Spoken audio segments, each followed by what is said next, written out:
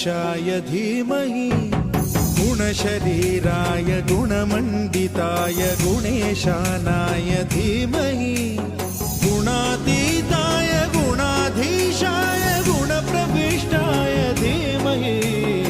एकदन्ताय वक्रतुण्डाय गौरीतनयाय धीमहि गजेशानाय भालचन्द्राय श्रीगणेशाय धीमहि